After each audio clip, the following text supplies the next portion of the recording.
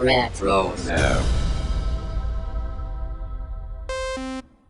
Are you an aspiring Jedi, or do you dabble with the dark side of the Force? Regardless of whether you fancy yourself a defender of the light or an aspiring Sith Lord, you're going to need a lightsaber. Podcast Stardust is pleased to partner with Saber Masters, the creators of high-quality, durable, and affordable lightsabers. Saber Masters is preparing to launch the Ultimate Lightsaber 2.0, and right now you can get 2 for the price of 1. So, check out the link in our show notes and go get your Ultimate Lightsabers from Saber Masters. And don't forget to use our referral code STARDUST to save $10 at checkout. And each purchase using our referral code helps support Podcast Stardust. Hi, this is Emily Swallow, the armorer in The Mandalorian. You're listening to Dennis and Jay on Podcast Stardust. This is the way.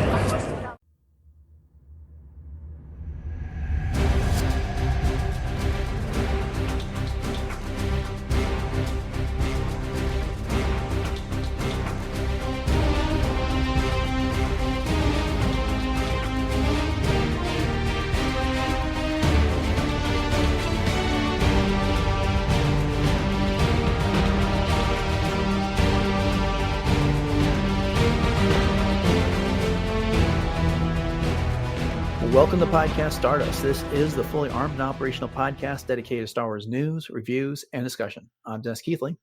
And I'm Jay Krebs. And we are continuing our discussion of Tales of the Empire in this episode by looking at the second 3 episodes. But before we dive into that, Jay, where can everybody find us on social media? All right. So we are easily found on Facebook, Instagram, and X at Podcast Stardust. All right. The dish is aligned. The signal is boosted to maximum output. The shield is down. We're now broadcasting to the galaxy. This will be a full spoiler discussion of episodes 4 through 6 of Tales of the Empire. Again, these feature Barriss Offee. And let's kick it off with episode 4, which is called Devoted. It picks up with Barriss waking up in her prison cell where she's serving a life sentence. She looks out her window and sees that the Jedi Temple is on fire. And shortly thereafter, some LAAT gunships arrive. Lynn, also known as the Force Sister, shows up and offers her the deal of a lifetime. She gets out of service in exchange for some service in the building of a new order. She goes to Nur, where she meets the Grand Inquisitor, and she gets recruited into their ranks. That's a very brief synopsis of that episode. What did you think of this one overall, Jay?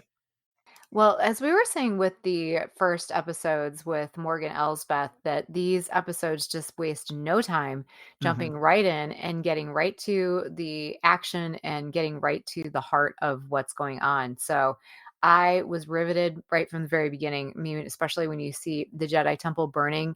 And of course, this is just kind of another vision of what Order 66 was all about, and that portion of Revenge of the Sith and what was going on at that time. So I always love getting those different kinds of perspectives. But we've been salivating over this story for so long because this was one of those unfinished business kind of things forever. What happened to Barriss Offee, and where did she end up, and what happened to her after the Clone Wars ended and everything like that. So first of all, that was something that I was so on board with. And then, of course, personal reasons, selfish reasons, seeing the Force Sister, aka Lynn, walking down the plank there to her cell was just fantastic. I've been waiting for Force Sister, more of her. And so getting her in this capacity and just knowing the fact that they knew each other. I mean, that's what Barriss says at the very beginning, like Lynn, where, she calls her Lynn. And so that was something for me that I was like, what? Kind of a thing. And the whole idea of the Inquisitors has just always been something that's enamored my imagination as well. So yeah, I just thought this was amazing right out of the gate. But what do you think? No, I liked it a lot as well. I mean, you're right. This, what happened to Barriss Offee after she was arrested at the conclusion of season 5 of the Clone Wars, and then after the fall of the Jedi. And so we finally get that answer. It's, like you said, it's something that Star Wars fans have been waiting for a long time. I get some things that grabbed my attention right off the bat. She sees the Jedi temples on fire, and so she goes to the entrance to her cell, which is of course got that ray shield on it or whatever you want to call it. And she starts demanding the attention of the guards and wants to know what's going on. and they basically tell her, there's been a they say, like, there's been a mutiny by the Jedi or something like that, and the Jedi are getting eliminated, and there won't be any tomorrow. So be glad that you're no longer one of them, Yeah. because they're not going to exist anymore. And then Len shows up, and like all this time, she has like no one like gives Barriss the full story of all this. It's not, she gets to Nur and doesn't even realize that the Republic has been dissolved and replaced with an empire. Mm-hmm. Right. And so she's like dealing with like really imperfect information, but Lynn comes in and sells all of this, that you spoke out against the Jedi at your trial and talked about how that they were the ones that were behind all this evil and this war and everything like that. And so Barriss Offee becoming an Inquisitor, I don't think is really a surprise to anybody, considering where she ended up at the end of season 5 of the Clone Wars. It's everything that happens after that, I think, is the more fascinating part of the story.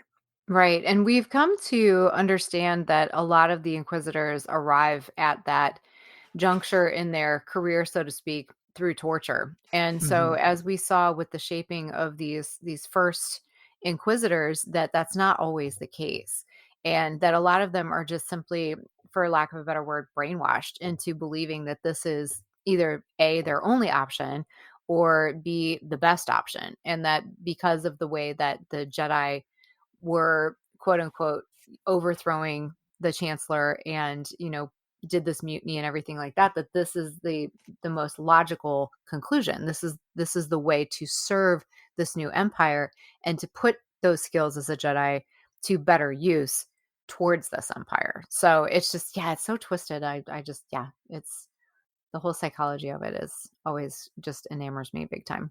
And so they go to Nur, and the Fortress Inquisitorius is like under construction. It's like in its Yeah. very early stages there.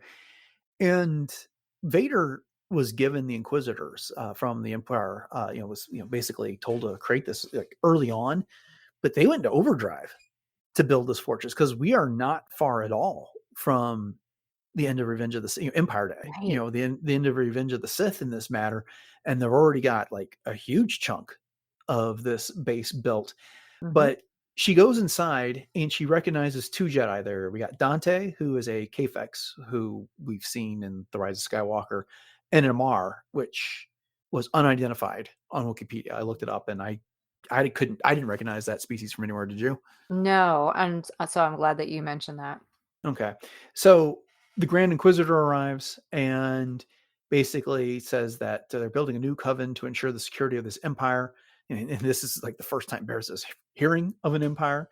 Right. And he says that if they're successful in their task, then they may join the Grand Inquisitor. He doesn't introduce himself as that. Okay, a couple things that stood out to me. So this is the first time we're seeing the Inquisitor in this style of animation. Hmm. We'd only really animated wise, we'd only ever seen him in Rebels, and then he'd been drawn in a few comics that came up. What did you think of the way they portrayed the Inquisitor here? Well, it's obvious that they were trying to, I think, I don't know if honor is the word, but they were trying to be cognizant Mm-hmm. of the version that we get in the Kenobi series.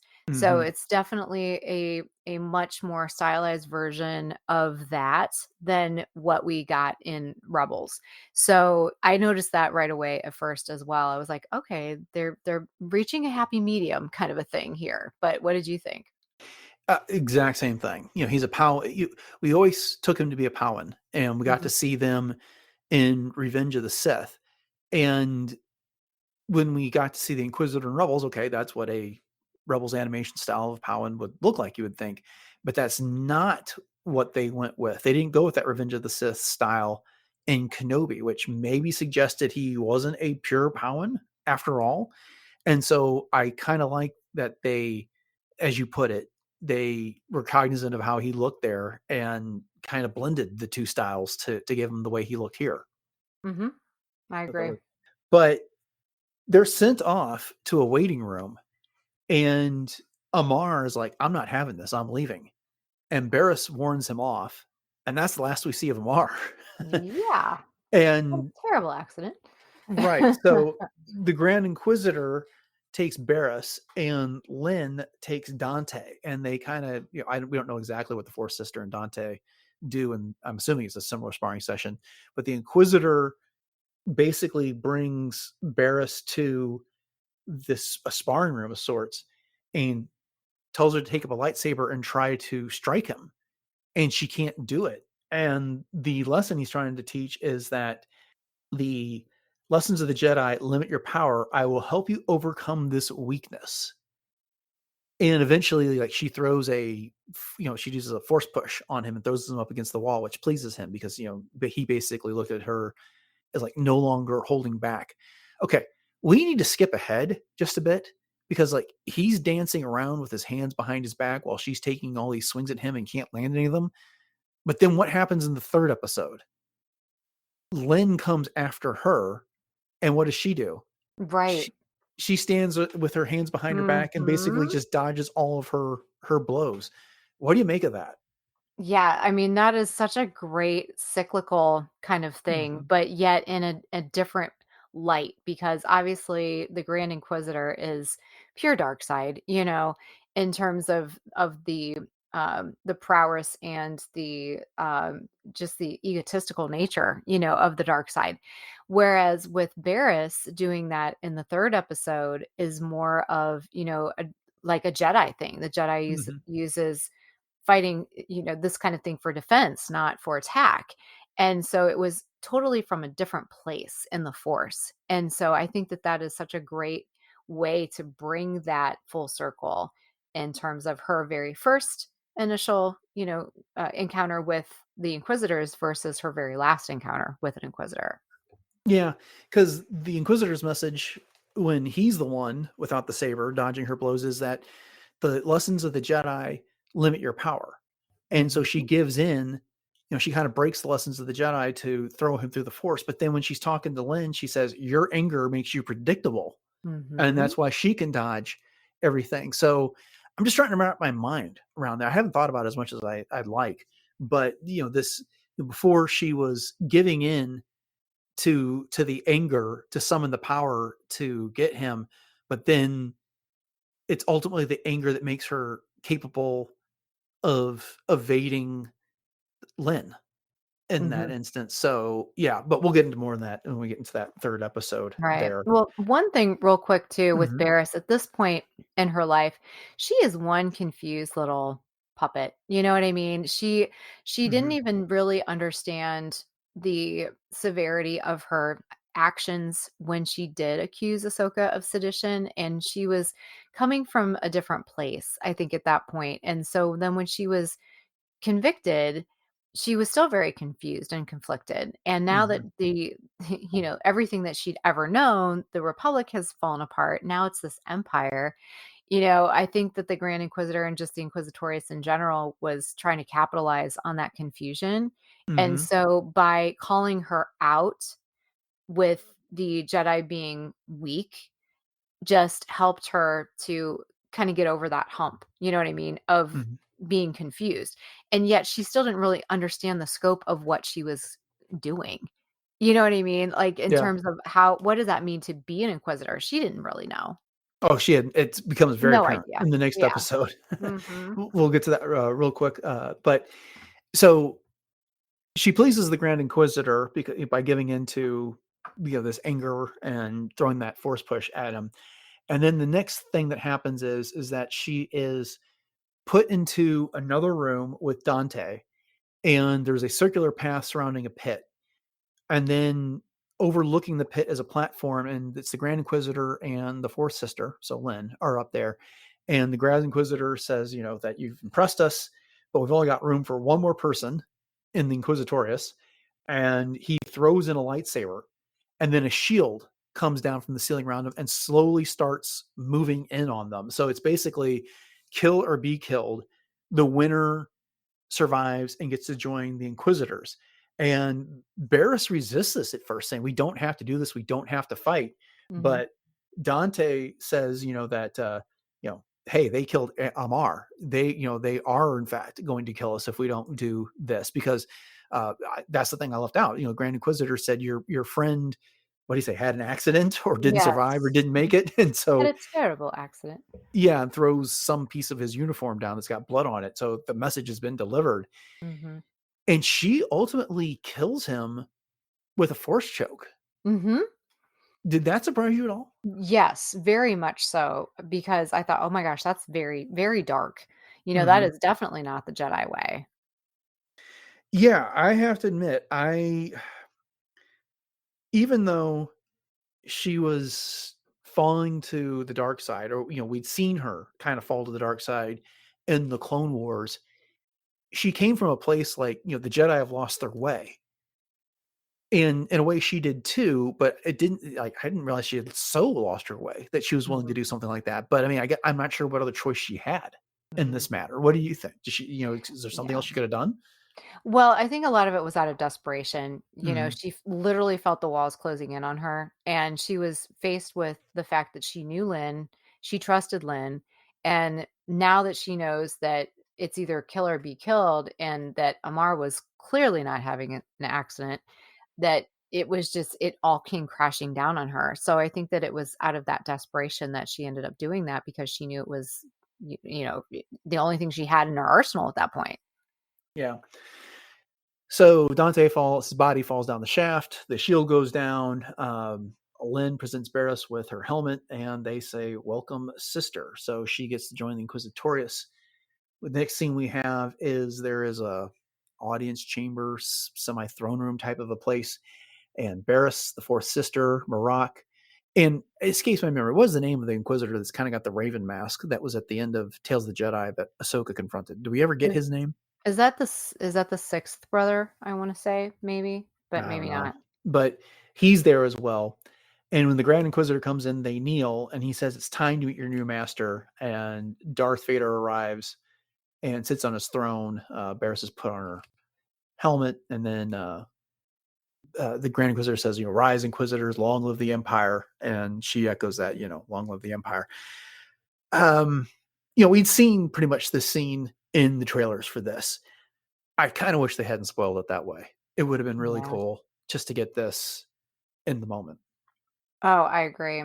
But I can't help but to think, "Oh my gosh," Barriss did not have her mask on at first, her helmet on Mhm. at first, and in comes Vader, AKA Anakin, and he clearly had to know who that was Mhm. when he turned around and sat down. Obviously, Barriss doesn't know who he is, but all I could think of is, "Oh my gosh, I wonder what's going through his mind right now."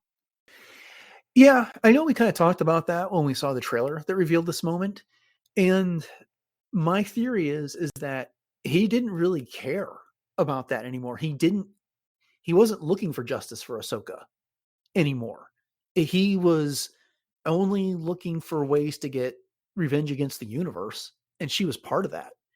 Mhm. And if she had not fled from the Inquisitorius as soon as she did, and we'll see that in the next episode we're about to discuss, maybe in some sparring session, he would have gleefully taken one of her limbs, as he did with so many of the other Inquisitors. He trained them hard and Yeah. brutalized them in the process. But you know, yeah, I mean, if he really wanted to care, he could just force choked and killed her on the spot. That Oh, would of not course. have been that would not have been above Darth Vader. No, but I almost wonder if part of it was a satisfaction in seeing her turning to the dark side for him, and now serving him. You know what I Hmm. mean? So, yeah, would love to get that, but and I Yeah. also thought about, just an aside also, Hmm. is like we were saying, this is so soon after he becomes Darth Vader as well, and it's just that whole time frame in there is so, on that teeter-totter of events, which is kinda cool to think about. Yeah, indeed. Okay, so let's move on to the next episode, which is called Realization. And this finds Barriss and the Fourth Sister headed to an unnamed planet. It's a rocky planet. The audio description doesn't name it. I turned it on to see if they said anything. And Lynn explains that there is a Jedi working with a local rebel cell. And when Barriss says, "Well, the intel is unclear about the Jedi involvement," Lynn says, "Well, the Grand Inquisitor wouldn't have sent them otherwise, so it's got to be clear." When they get there, they wander through a village. The place is completely desolate. Barriss is taken back about how these people could be left in this condition, given what the emperor is supposedly trying to do. They get to another village. They get to like the heart of the village. Lynn starts questioning the governor about where this Jedi is. He's evasive. Barriss notices a child run away. She questions the child and finds out that there is a Jedi hiding in the mountains. Lynn slaughters everybody for lying to her, and then they go to pursue the Jedi in the mountains. So, what did you think of the story up until this point?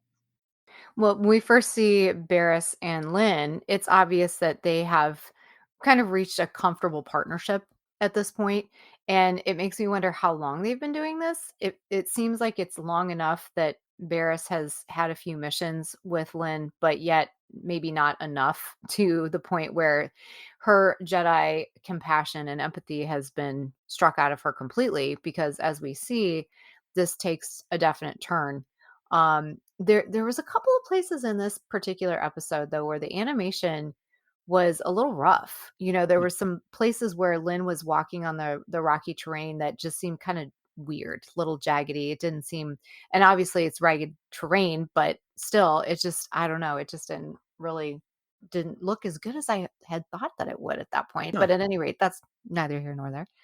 But overall, this really sets up that, as the title says, the realization of, oh my gosh, this is what I'm doing and I don't like it. Okay, that's interesting. So one, I hadn't noticed and I'm gonna have to go check that out. I didn't notice what you're talking about with the animation. I was so focused on the conversation, I think, between Barriss and Lynn. I didn't get the feeling that they had actually been on that many missions together, because Barriss is so taken aback by everything that happens here. If they had previous missions, they clearly didn't find any Jedi. Right. And two, if they were on previous missions, they didn't have this type of encounter with any villagers. And so, when they get to this planet, Barriss just does not understand how these people could be left in the condition they are in, given everything that the emperor is supposed to stand for. And Lynn's response to all that is that they're not loyal to the emperor. And until Yeah. they demonstrate loyalty to them, then they don't get to take part in the prosperity that the emperor is bringing to Mhm. everybody. I Yeah. mean, She actually says they reap what they sow. yeah, I mean, you talk about like the ultimate quid pro quo. It's Yeah. it's not what I can do for you, it's what you can do for me, and then maybe I'll Hmm. throw some scraps your way on this one. Hmm. And then Barriss finds the child and perhaps completely naively says, "Hey, you can tell me where this Jedi is," and takes off her helmet to try and make the kid more comfortable. And clearly had no idea what Lynn was about to do Oh uh, no. to all those people. She turned the kid around while Lynn was on her rampage. I mean, that one part, like she disappears behind a wall, and all of a sudden you see the lightsaber come through the wall. That was very clever. Oh yeah. And you can only imagine how awful it was for the person on the other side of the wall. But what did you think about that little rampage Lynn went on? Well, it just shows how completely brutal she is, Mm-hmm. and that her whole emotion at that point, her whole soul is just all about serving the empire, and that she's all in. And I'm with you. I don't think that Barriss realized what she was doing when she was talking to that little boy. It was Mm-hmm. out of, as you said, naivete. So yeah, any kind of mission that they were on before that, as you mentioned, I don't think that they found any Jedi, or if they did, that maybe she wasn't privy to the end result of that Mm-hmm. necessarily, that maybe she thought that they were just going to capture them and to bring them to justice. Mm-hmm. And so for her to see the kind of melee that Lynn was bringing forward was just, yeah, it was a slap in the face, literally. But yeah, poor sister. Wow, she's, whew. I mean, the lightsaber scene was, wow, so good. Mm-hmm. It was so good. Now that part of it was fantastic for Yeah, me. we'll get to the Jedi here in just a second, but it's not necessary to get the point across in these 3 episodes, but I wonder what it is that makes Lynn so angry Right. that she can draw on that power, because that's what Barriss ends up telling her in the next episode. You kind of let go of your anger, and Lynn just is like she's looking for an excuse to lash out and unleash this anger on Hmm. people. Yeah. I you got to think she was happy that they lied to her, so she had that excuse. I mean, Right. that's how I envision that character based on what we saw here. This was not someone who was interested in giving anybody a chance. Now she fits in with a lot of the other Inquisitors in that way, and this is so obvious why Barriss is really an outcast from that group when it's all said and done. It was inevitable. Oh, for Um, sure. But what I think is so profound about that whole mhm, relationship between Lynn and Barriss is that every time Barriss calls the fourth sister Lynn, she's like, "Stop calling me that. Don't call mhm. me that. I no longer go by that name." And it's such a trigger that I'm with you. I want to know what the heck happened because obviously Barriss knew Lynn pretty well at the Jedi Temple for her to be on such a familiar, like, conversational tone with her from the very beginning. That name no longer has any meaning for me. What's your Exactly, I true thought the name? same You only thing. forgotten. I thought Yeah, the same thing, yep. yeah, yeah. So they have to climb the mountain to find this Jedi. This reminded me so much of Rise of the Red Blade when Oh, Iskat yeah. was climbing up the side of that cliff. I can't remember the other Inquisitor that was there, or the other Jedi that was there at the time. Of course, they weren't Inquisitors yet. And, there's a bit of an avalanche. Barriss is able to get out of the way, but Lynn keeps going. Mhm. And by the time Barriss gets to the top, Lynn's already engaged with this Jedi. And there's a break in the action where Barriss tries to talk the Jedi into surrendering, finally gets through to him, and Lynn stabs him in the back. Right. And this is the revelation. This is the culmination of the revelation, I should say. It began to dawn on her with Lynn's response to the condition of the people, then the slaughter of the people, and then the taking out this person who had already surrendered. And then says that Lynn says the fact that they're going to surrender was irrelevant. They are a threat to be eradicated wherever they are found. And this is when Barriss says, well, then you have one last Jedi to deal with, and force throws Lynn over the side of the mountain. Yeah. So it starts, I think, obviously in that village, but kind of backtracking for just a second, the fact that Barris tells that child, "Don't look back." Yeah. Just don't look back, and is trying to shield that child from the terror of that slaughter. But yeah, I mean, all the things that you just said, Lynn keeping it going and just not even looking back at Barris. And well, if she makes it, she makes it. If she doesn't, she doesn't, just completely feral and single-minded that I'm getting to the top and I'm going to take out this Jedi kind of thing. And Hmm. so, yeah, so as soon as Barriss says you have one more Jedi to deal with, we know that that's again the realization and that that's her breaking point. Right. And then she goes back to the Jedi who's not quite dead and says, I won't let you die. You're not alone. Which brings us to the final episode in the series and in this arc, which is called The Way Out. And basically what happens is there's a couple with a child. The child is force sensitive. When the Empire shows an interest, they flee. They are put on the trail to a healer, and there is a guide who shows up in the middle of a snowstorm and takes them to this healer, which turns out to be Barriss Offee. And she basically says she can help. She explains briefly the history of the Jedi, that if during the time of the Republic, the Jedi would have found this child and taken it to the temple and trained it in the way of the Force. She then admits that she had previously fallen to the dark, and now she is recovered from that. And this is when the fourth sister arises on the horizon. So Barriss provides cover so they can get to the mountain and take her ship and escape, despite Barriss's assistance, not wanting to leave her behind. And then once in the cave, the fourth sister fails to track them down. Barriss attempts to talk her down and to let go of the dark, only for Lynn to stab her in the chest and then seemingly look for that redemption by telling Barriss she's going to get her out of the cave. So I've given you a synopsis of the entire episode. What'd you think of this conclusion to the story?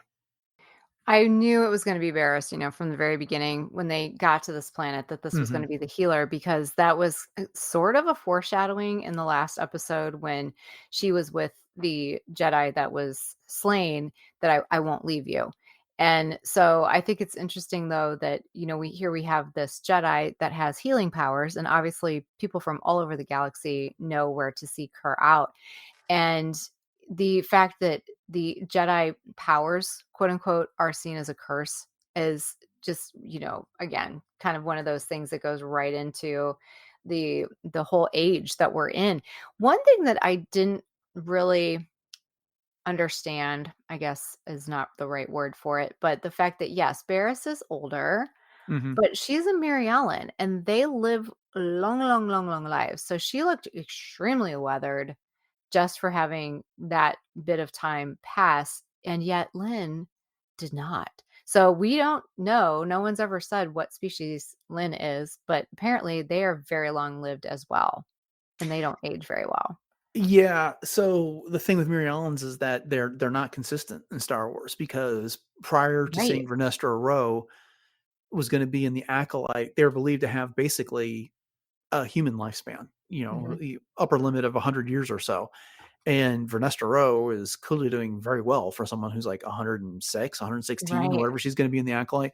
Meanwhile, Barriss is looks extremely older, only having aged, 18, 20 years or so, or something like Mhm. that at this point. Mhm. The only thing I can think of is like living in a harsh environment did to her what it did to Obi-Wan Kenobi. So that's That's the fair. excuse. That's the excuse I'm coming up with them. It's, I don't know how satisfactory that is, but Obi-Wan aged a whole lot more rapidly in the harsh environment of Tatooine. Maybe something similar happened to Barriss in this ice planet that she's living on. Mhm. No, I think that's a totally acceptable theory for sure. Yeah. But a couple other things, we've talked before about the whole thing with a cave. What does it represent? Mm-hmm. And how is that fitting into Star Wars in general and all of these different appearances of caves? And, last time that we talked a little bit about this was just the idea that the cave represents, emergence of a true self Mm-hmm. and that type of thing. So obviously, with Lynn, we do get that because she leaves behind her lightsaber and chooses to take Barriss out instead. Mm-hmm. That actually really surprised me because it was such a quick turnaround that I don't know with the cave if, and it reminded me a lot of what we saw with Rey, even in The Last Jedi with the kind of the mirrors, but they were more crystal walls that she had to break Mm-hmm. through, but yet she couldn't. And every time she did, she kept getting more and more lost. So I think that that's kind of representative of the way that her life was, that she thought that she was doing something that was strong, but in the end, it was just making her more and more lost. Yeah. I love that entire sequence there, and Oh, it yeah. really, really worked for me. Barriss tells her, "You're lost. There is no trickery. I don't want you to die in here. Lay down your weapon, and I'll show you the way out." Lynn's response is, "Do you know what they'll do to me for my failure?" And Barriss's response, "It seems fear is not your ally, but your master." Because Lynn had brought up the, fear is not your ally, it's mine, earlier in this episode. And then as Lynn's filling around, that's when she turns around and stabs Barriss, and Barriss says, "I forgive you." Lynn says, "I don't want your forgiveness. I want you to show me the way out." Um, and then Barriss says, "You know the way out. You have to accept it, Lynn." And then once again, Lynn responds is like, "Stop calling me that." And Barriss is like, "But that is who you are." Lynn says, "There is no way out, is there?" And then Barriss says, "That is what the Empire wants you to think." It's it's an echo of a line that comes in multiple forms throughout Star Wars. It's you were alone. That's what the Empire wants you to think, Mhm. type of thing. We've seen this multiple times. Some of the examples that I had in mind are escaping me at the moment. And this is, I think this starts to answer the question that we were just asking a bit ago, is what was Lynn so angry about? And I think it was she was trapped. She had no place in this galaxy until, because she had some dispute with the Jedi and their ways. We still don't know exactly what that is. She's got an anger issue when it comes Mhm. down to it. And the Emperor demands that she sacrifice herself, that she sacrifices, her anger, that she calls on that, for the pedestal, the altar of the Empire, and to serve them. And if she doesn't keep doing these atrocities, then she'll be subject to some torture for this. Mhm. And so now, Barriss is talking about, you don't have to do this. You can run away. You can put it behind. There is a way to survive. And it's finally, when Lynn lets go of that, that she can be clear-minded enough to get out of that cave. That the whole Josh Campbell thing is, the cave is like where you go to find the treasure you seek, and it's where you learn the fears about yourself. You confront and find the fears about yourself that are in your psyche, and that's what happens here. And I think it's just brilliant on this one. I did not anticipate liking this story and this story arc nearly as much as I did. Oh, it's so impressive. And, to your point earlier, as you were talking about the scene with Darth Vader and alluding to that, that name has no longer has meaning for me. And that's Mhm. always been one of my favorite scenes in all of Star Wars is that bridge scene. And this does echo that, and Star Wars is like poetry, it rhymes. Mhm. But it's the same thing, as Luke is saying, it's your true self you've only just forgotten. And, Vader says it's too late for me. And Luke says, "No, it's not." And that's exactly what's happening here. Mhm. Yeah. So, do you think Barriss died or no? I don't know. I'd like to think that she didn't, but unless Lynn and maybe one of Lynn's powers was actually healing, and she suppressed that because of her inquisitorious nature at that point. So Mhm. perhaps maybe Barriss knew that, and she was almost forcing her hand literally in that way. Yeah. I mean, I don't know. I could, Barriss sent them away in her ship, and I think she was resolved. And I think the thing is that, Barriss had been reclaimed by the light side of the Force. And so she was confident, with whatever happened to her. And now she was trying to bring balance back, not like the prophecy of the one who'll bring balance to the Force, but some sort of balance back for somebody. And that's Len. And she could see that that was a possibility with Len. And so she was willing to make the sacrifice. If you turn on the audio description and you watch the scene where Barriss is lying on the floor of the cavern and Len is over her, you can see their breath come out of their mouths. But then it suddenly stops, and the audio description says that the air stills above Barriss, Mm, which you could interpret that she passed away. However, there's no other source that confirms this one way or the other. If you go to Wikipedia, which is not an official Lucasfilm site, but it doesn't say that she died. So, the editorial staff over there has made that decision that it's not definitive that she passed away there. I'm not sure which way it works best with this. If part of Lynn's redemption is that she puts aside her anger to save Barriss, or if she's put aside her anger and by doing so, she's taking Barriss out of this cave, and the symbolism that goes with that, that was her key to her salvation or so. I mean, but what do you mm. think? Which way does it work better for you? Well, in a way, I mean, I think that if Barriss would pass away at this point, that would make more sense just because of the nature of everything that had happened. And, perhaps that her death would be something that it's either going to go one way or another. It's either going to make Lynn go further to the dark side because she feels that all hope is gone at this point, or it actually gives her hope. So I kind of almost, I hate to say, I hope that Barriss passed away, but, I think that it would be something that could potentially tip the scales towards the light for Lynn.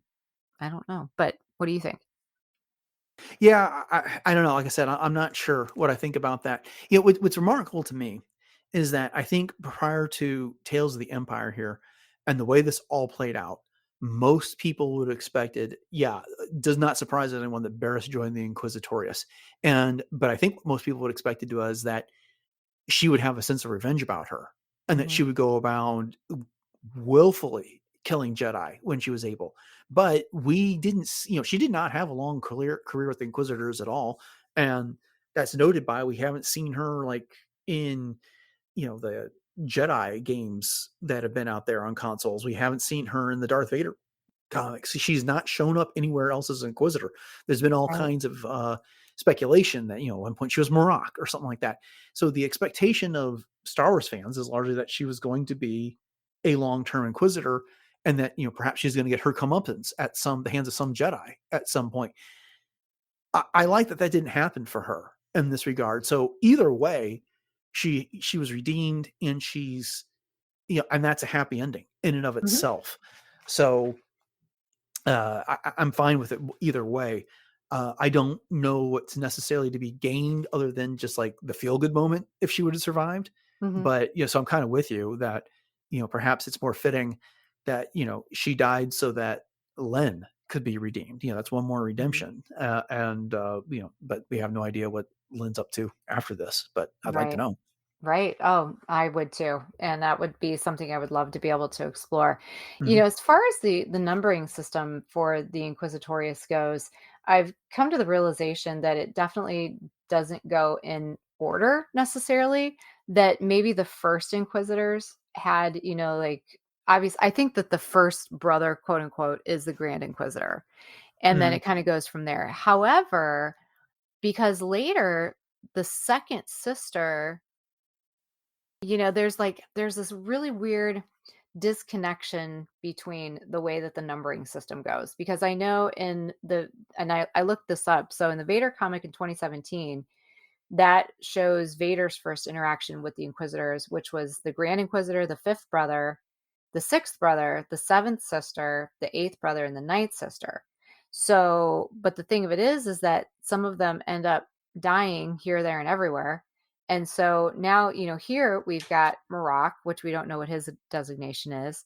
Barriss, we don't know what her designation is. The fourth sister, and then I believe that it is the sixth brother that's there with them, that raven looking one that Ahsoka ends up killing. So does that mean that Barriss is the second sister at this point? And then when she dies, then Trilla becomes the second sister? No, I don't think that happens. I think because it's not. Or I leaves, not don't. dies, I guess I should say. Sorry. Right. It's not necessarily like a promotional system in Right. there, and because like Iskit became the 13th sister Hmm. when it was all said and done. It's not like and there would have been voids in the hierarchy at that point too, that she could have filled if she wanted. And so I think there's something to what you're saying, that it's not necessarily you're numbered in the order in which you arrive, Hmm. because it was a while before Iskit would even, she felt like she kind of had to like earn that designation or Right. decide on it, and she didn't for a while. Right. So Yeah, she yeah. would never say it, her Mhm. quote unquote true name. Right. Okay. Well, I think we've gotten through the big points here. Is there any other observations you want to make before we close this discussion up?